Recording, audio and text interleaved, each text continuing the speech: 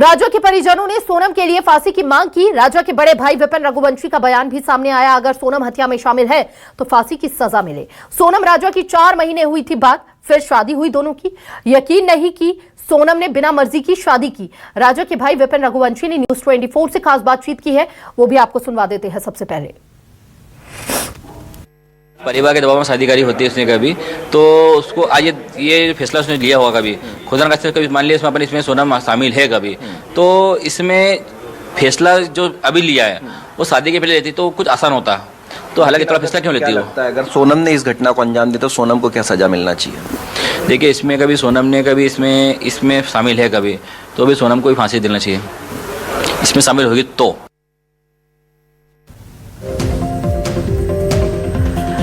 तो आप यहां पर राजा के भाई विपिन को सुन रहे थे। उन्होंने कहा कि अगर सोनम इन सब चीजों में शामिल है तो फांसी की सजा सोनम को मिलनी चाहिए। शादी के दौरान की ये कुछ तस्वीरें हैं जिसमें सोनम जो है मायूस चेहरे में नजर आ रही है। चाहे फेरों की बात कर ली जाए, मांग भरने के दौरान भी सोनम के चेहरे पर मायूसी साफ झलक रही थी। बल्कि अन्य अगर तौर पर देखा जाए तो हमेशा समय पे दुल्हन जो है काफी खुश नजर आती है, उनके चेहरे पर भाव अलग ही झलकता है। लेकिन यहाँ पर उदासी भरा चेहरा जो है सोनम का इन तस्वीरों में, इन वीडियोस में नजर आ रहा है। और इन तस्वीरें और वीडियो को देखकर ये कहा जा रहा है कि शायद सोनम इस शादी से खुश नहीं थी और इसीलिए इस पूरी साजिश को रचा गया, अंजाम दिया गया।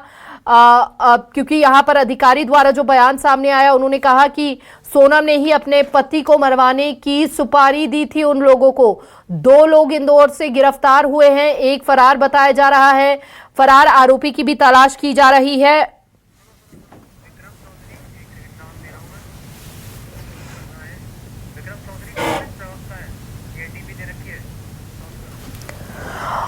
और देखिए इस विषय पर अपनी प्रतिक्रिया देने के लिए कांग्रेस प्रवक्ता विक्रम चौधरी जी हमारे साथ जुड़ चुके हैं। विक्रम जी, जिस तरह से सोनम को लेकर कई बड़े खुलासे हुए हैं, कहा जा रहा है कि सोनम ने ही सुपारी दी थी अपने पति को मरवाने के लिए, आपकी पहली प्रतिक्रिया हम जानना चाहेंगे। फर्स्ट रिएक्शन आपका क्या है इस पूरे मामले में? यदि ऐसा है तो एक बड़ा दुर्भाग्यपूर्ण है कि कोई महिला और नवविवाहित महिला इतने संगीन अपराध में लिप्त है। हम उसकी क्रूरता और उसकी निर्ममता के स्तर का अनुमान भी नहीं लगा सकते हैं। और वहीं दूसरी ओर ये है कि इस मामले में जितनी देरी हुई है उससे भी कई सवाल खड़े होते हैं। ऐसे समय में जबकि हम एक युद्ध काल में जी रहे हैं, हमारा देश सीज फायर की स्थिति में है और आरोपी जो है हजारों किलोमीटर की यात्रा कर रहा है। स्थानीय से लेकर केंद्रीय जो जासूसी एजेंसियां हैं उनको इस बारे में कोई खबर नहीं लगती, कोई हवा नहीं लगती। आज जब सोनम ने अपना खुद को उजागर कर दिया है तब वो जाके पकड़ी गई है जी। तो इससे सवाल बहुत उठते हैं कि युद्ध काल में भी हमारी जो केंद्रीय गुप्तचर एजेंसियां हैं वो इतनी शिथिलता से काम कर रही हैं, ये भी एक सोचने का विषय है जी।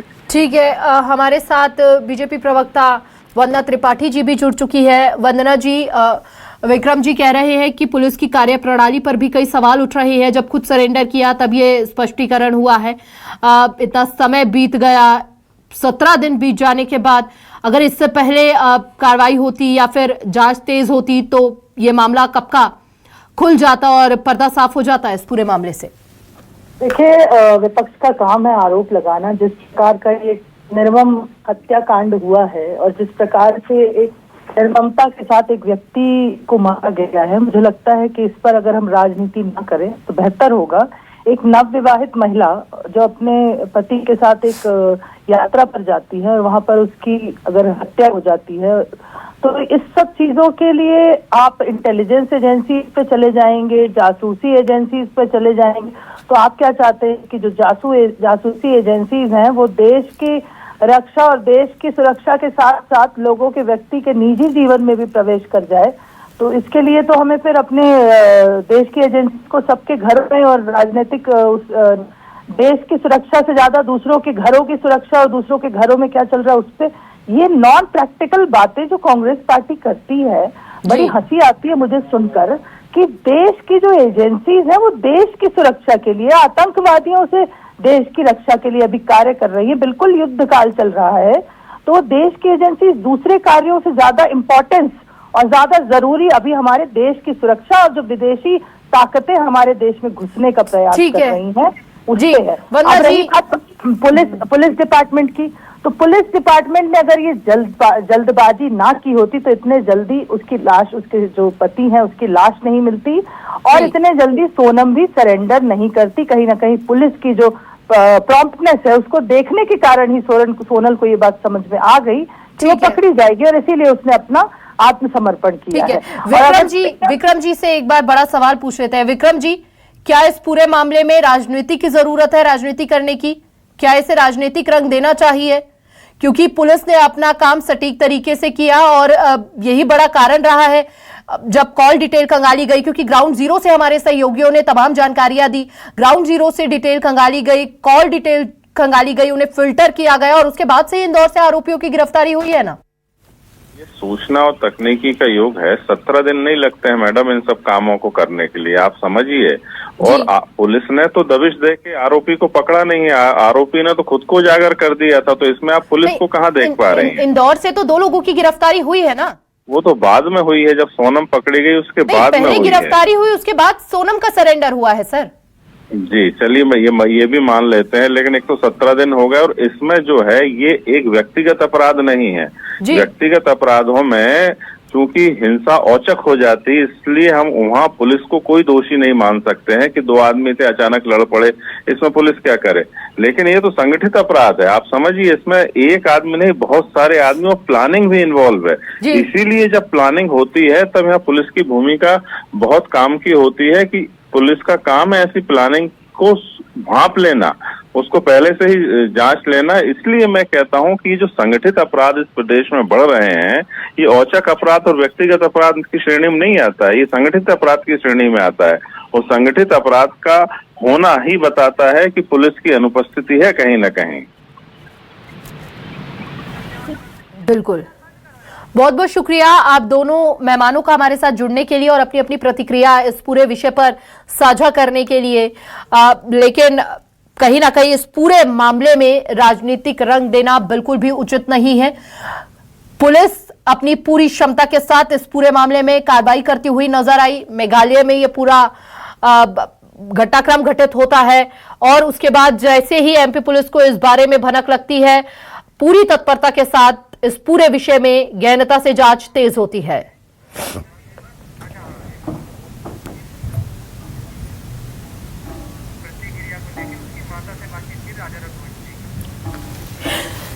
तो देखिए, इस पूरे विषय पर राजा रघुवंशी की माता का क्या कुछ कहना है। ग्राउंड जीरो से हमारे सहयोगी हेमंत शर्मा ने राजा रघुवंशी की माता से बात की है, क्या कुछ कहा उन्होंने, सुनिए जरा।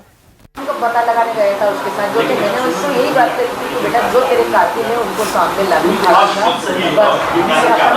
देखिए, बिल्कुल इंदौर में मैं राजा रघुवंशी के घर पर ही मौजूद हूँ, जहाँ पर जो राजा की माँ है वो हमारे साथ में मौजूद है, लगातार जो है वो बातचीत कर रही है, मेरे साथ में मौजूद है।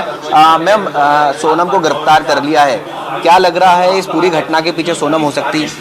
सोनम से पूछताछ करो पहले तो अच्छे से, उससे पूछताछ करो, सख्ती से पूछताछ करो उससे कि राजा के साथ ऐसा हुआ तो तुम्हारे हाथ पैर में खरोच क्यों नहीं आई, उसके हाथ पैर में खरोच क्यों नहीं आई। फोटो दिखा सकती हैं आप, जो सोनम का आया हुआ है, कैसा फोटो है, किसके पास है? और आप बात करते रहिए, बताते रहिए, क्या लग रहा है, क्या विश्वास हो रहा है आपको कि इस घटना को अंजाम सोनम ने दिया? देखो, मेरे को तो अभी भी विश्वास नहीं था, मगर सुनने में आ रहा है। जहाँ भी पूछा था वहाँ बोला था 3 आदमी, एक लेडीज है, तो लेडीज थी तो कौन थी? लेडीज तो फिर यही थी ना, लेडीज का नाम ऊपर क्यों नहीं आ रहा था? जितनी भी जगह पर ने पूछा कि सोनम किसके साथ है, तो सोनम 3 आदमी के साथ है, सोनम 3 आदमी के साथ है, एक लेडीज साथ में है। उनके शास्त्री ने भी यही बोला कि सोनम के साथ 3 आदमी है, सोनम मतलब सुरक्षित है और सोनम सुरक्षित थी। सोनम के साथ कुछ गलत क्यों नहीं हुआ? अगर किसी ने अगवा करा था, कुछ भी करा था, कोई दूसरे इलाके से ले गया था, तो सोनम को इस तरीके से छोड़ के नहीं जाता, नहीं जाता। पूरी प्लानिंग है हनीमून पर जाने की, किसने की थी और टिकट किसने कराए थे? सोनम की प्लानिंग थी, सोनम ने टिकट की थी, वो सोनम ने प्लानिंग बना ली। कब बना ली? राजा पास तो फोन आया, राजा को टिकट तक नहीं दी गई। कितने बजे की फ्लाइट थी? राजा को 6:30 बजे वहाँ बुलवाया गया। जब सोनम को मैंने फोन लगाया कि तुमने राजा को इतने जल्दी क्यों बुलवाया, तो सोनम ने बोला कि मम्मी वो उठते नहीं है इसलिए मैंने बोला कि जल्दी आना। तो मैंने कहा ऐसा भागते हुए गया। अच्छा, किस तरीके का व्यवहार था सोनम का घर में आप लोगों के साथ में? 11 मई को शादी की, 20 तारीख को निकल गए, 10 दिन के आसपास का रहा, इसमें बीच में आप लोगों ने विदाई भी की। कितने दिन आप लोगों के साथ रही सोनम? सोनम 4 दिन हमारे यहाँ रही। 4 दिन के बाद चौथे दिन हमने विदाई की, बहुत धूमधाम से अच्छे से विदाई भी करी हमने। उसको अच्छे से लेके भी आए, पैर भी मणवाए उसके, सब कुछ हमने बहुत अच्छा। डेकोरेशन भी अभी उसके रूम में पड़ा होगा है कि उसका वो भी नहीं निकाला मेरे बच्चे के कमरे में से में। और उनका क्या हुआ क्या नहीं हुआ ये तो मैं मेरे बच्चे से पूछ नहीं सकती हूँ। राजा को करीब भी आने नहीं दिया था सोनम ने, ऐसा भी बताया गया। नहीं, ये मेरे को नहीं पता। माँ तो ये बात पूछेगी नहीं, ये तो उसके दोस्त उनको पता होगा और उधर उसकी फ्रेंड उनको पता होगा, उसकी भाभी को पता होगा।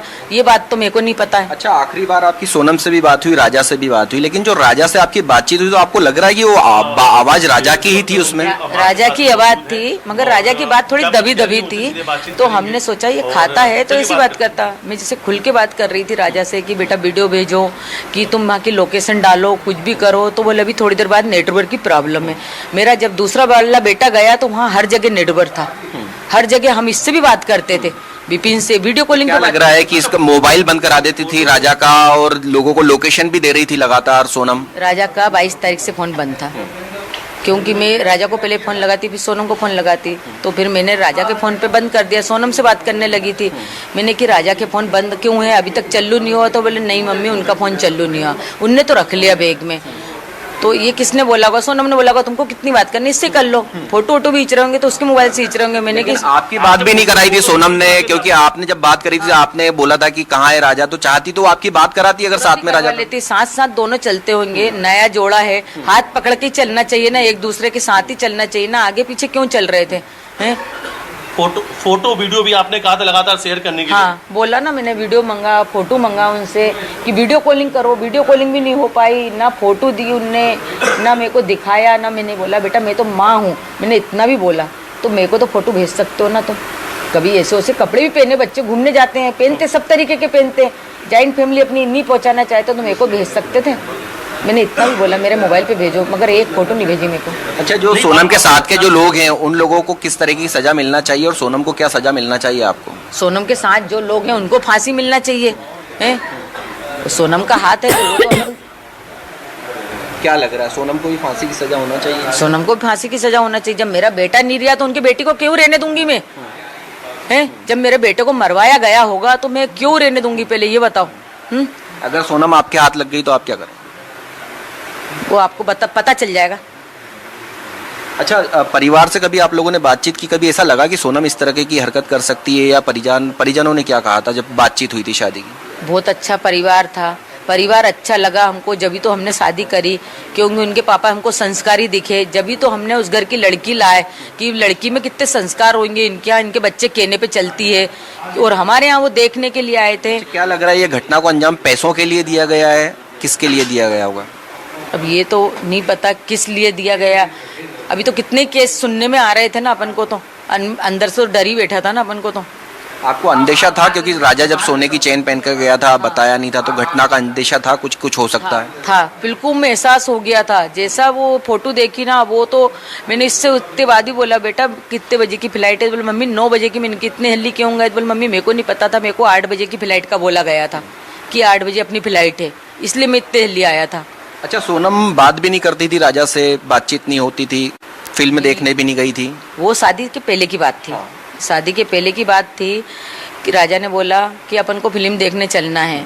तो संडे का दिन था, तो मैंने बोला, तो राजा ने बोला मम्मी सोनम बोल रही कि मेरे घर वाले मेरे को नहीं आने देंगे यूँ। तो मैंने उनकी मम्मी से बोला, तो उनकी मम्मी ने बोला नहीं अभी अपने यहाँ शादी आई रही है, थोड़े से दिन तो बचे, शादी के बाद जहाँ घूमना वहाँ घूमो, अगर शादी से पहले घूमोगे तो कोई भी उंगली उठाएगा अरे तुम्हारी लड़की तो फलाने लड़के साथ घूम रही थी। तो मैंने कहा ऐसा क्यों बोलेगा, उसकी सगाई हुई, सबने देखा राजा को तो राजा ही साथ घूम रहा था ना, मगर उनने ऐसा बोल दिया कि हमारे यहाँ थोड़ी सख्ती है वो लेके। क्या लग रहा है शुरू से ही राजा को पसंद नहीं करती थी क्या, ऐसा कुछ है? अब ये अपन कैसे कह सकते हैं? अपना हीरा जैसे लड़के को पसंद नहीं करेगी तो किसको पसंद करेगी वो? कोई राज कुशवा करके जिस नहीं, वो नॉलेज मेरे को नहीं है ना, वो उनके माँ बाप को पता होगा, उनके गली वाले को पता होगा, उसकी जो को पता था, कहानी बताती तो आप लोगों को बताते तो शायद ये घटना को अंजाम नहीं मिलता ना है। और उसको शादी नहीं करना था। नहीं तो वो तो मिलेगी ना, परिवार को भी सजा मिलेगी। जब उन लोगों को पता था तो उनको बताना चाहिए ना, है कि हमारी लड़की मतलब हम शादी नहीं कर सकते। और आजकल तो सभी करवा रहे हैं ना दूसरी समाज में शादी, तो उनको करवाना था ना, उनकी लड़की की पसंद से शादी करवाना था। उनको किसी के लड़के को मरवाने के लिए शादी क्यों करवाई है? जब तुम्हारी लड़की इतनी संस्कारी थी तो तुम्हारी लड़की ऐसा कदम कैसे उठा सकती है? पहले तो ये सोचा जा रहा है? अब आप क्या चाहते हैं? उनके पिता कह रहे हैं, सोनम के पिता कह रहे हैं उनकी बेटी बेगुनाह है। मेघालय सरकार पहले दिन से झूठ बोल रही है।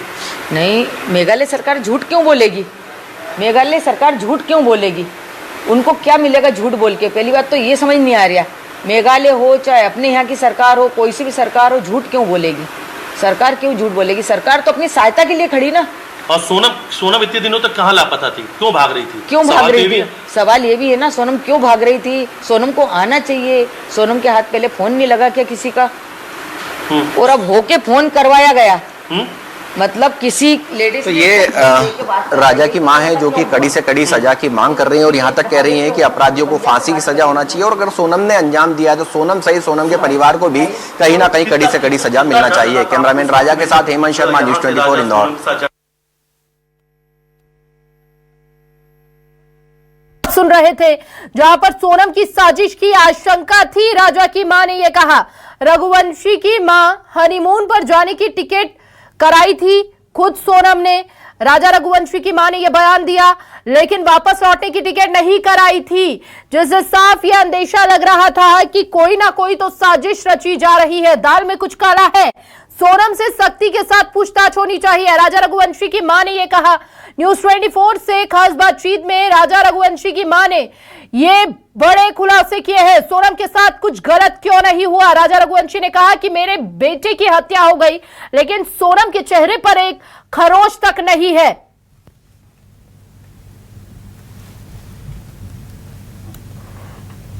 तो न्यूज़ 24 पर सबसे पहले और सटीक जानकारी, हर जानकारी आप तक पहुंचा रहे हैं इस पूरे मामले से जुड़ी हुई। यह बड़ा अपडेट, राजा रघुवंशी मामले में बड़ा अपडेट सामने आया है।